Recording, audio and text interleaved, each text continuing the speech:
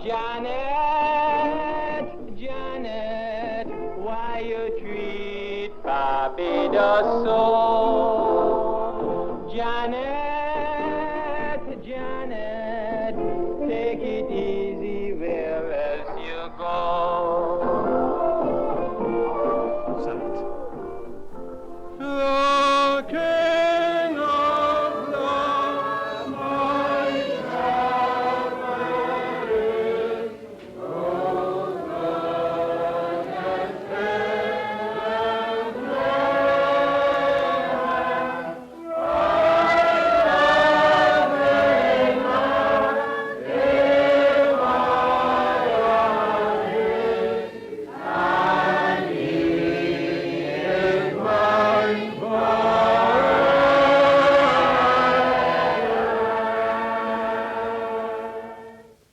Grenada is one of the loveliest islands, perhaps the loveliest island in the Caribbean, with groves of coconut palms, immense orchards of nutmegs and other spices, estates and pheasant holdings planted up with the cocoa that makes your chocolate, long, lazy, lovely beaches. That's what it was like until the evening of Thursday, September the 22nd. Then Hurricane Janet struck. By 10 o'clock, glass panes were cracking, and the giant mahogany trees were feeling the strain. At 10:30, the whole 800 feet of the St. George's Pier, warehouses and all, crammed with 100,000 pounds worth of goods, rose in the air briefly and then disappeared forever. On 4 o'clock Thursday morning, the 22nd, my telephone stirred me from bed, and I got up, answered it, and was told that a hurricane was traveling towards Barbados and would probably reach us at 2 o'clock on that day. I dressed as quickly as I could, got up to the church, opened it, and rang the church bell. I rang for 20 minutes and then left to warn as many people as I could.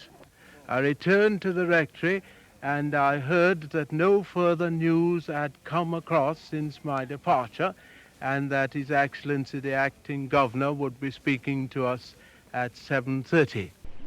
The sea was very rough. Well, around midday it started to get worse, and 4 o'clock the evening, our home was washing with water. We came downstairs. We live in a 3-story house up at Belvedere on top of the hill. We came downstairs to the second flooring, and while there, we heard windows falling from upstairs, panes of glasses. On one of my trips, I got blocked by the building falling across the road. I tried to clear that, realized I couldn't because of the zinc flying around. Turned the car. As I turned the car, I saw the steeple of the church begin to topple. And then it gave one sway, came back right, another sway, came back right, and then it seemed to fall flat. Well, that really hurt me because we are the only church in the island with a steeple. We are the only church with chiming bells. Our chiming bells are gone, our steeple is gone. Immediate measures to safeguard the island's population were taken. The hoarding of food was forbidden, as we learned in the coastal town of Grenville. No person shall, without reasonable cause, for household purpose, buy or have in his possession more than 1 week. For Grenada, Hurricane Janet was a major disaster. It brought with it blinding, driving, torrential rain.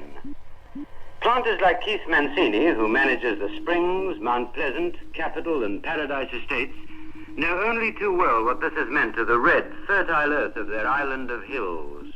When Hurricane Janet hit us, it brought with it tons and tons of rain. I estimate we had over 12 inches of rain in 4 hours.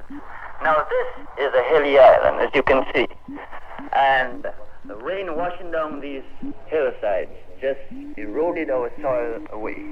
My first duty was to my island. Therefore, on Friday morning, I took charge of a gang clearing the airport. The river, which runs alongside in normal times, had overrun the runway, and there were logs, thousands of them, lying from one end of the runway to the other. We had a gang of over 400 people, some of them coming from as far away as 15 miles, assisting. And in 5 days, got that cleared. And Mancini's friend Edward Kent realizes only too clearly the years of hard work that lie ahead before Grenada can pay her own way again. Until 10 days ago, Grenada was the fabulous spice island of the Caribbean. And we produce 50% of the world's nutmegs and mace. And we also produce other spices that you use in your kitchen, such as cinnamon and cloves. Now, as President of the Agriculturist Union, our job is to get an assessment of the damage that has been done to holdings, both large and small, throughout the island, and to formulate some sort of plans for the future.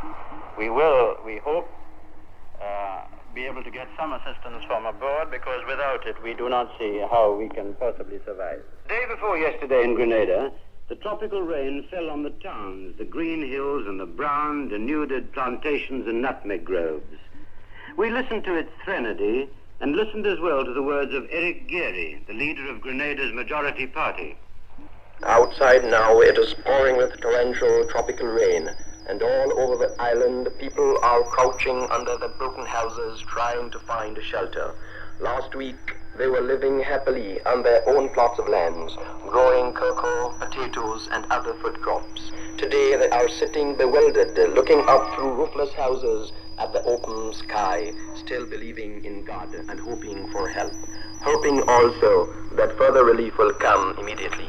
I believe in the overall goodness of our British Commonwealth, although I don't believe in the colonialism, and I am quite sure that the good people of the Commonwealth will come to our aid. When the top of the gallery fell, I said, "Everyone go out." At that very moment, I opened the door wide on the right, and the wife and children went out while I got out through the window. The transformation in the Grenadian scene in 12 days is almost miraculous. The water supply is more than adequate now. The roads have been cleared. Electrical power is almost completely restored. The airstrip is in action, and there is no disease. The Trinidad and Tobago Red Cross from Port of Spain have sent officers who are working long hours swiftly and efficiently. And from all over the West Indies, the stream of supplies flows. I think the biggest thrill I've had, made up for all the hard work we put in the past week, was seeing the actual opening of one of the parcels we packed in Trinidad up at one of the distribution centers. One of the children that came along was the most delectable little dark-skinned child with huge eyes, and she had on one garment, no shoes or stockings, of course, and obviously the garment had not been washed because they didn't have water up in that district. And when we handed her out, a really lovely little blue party dress, such as she'd never seen before in her life. Everyone here knows of the suffering in British Honduras.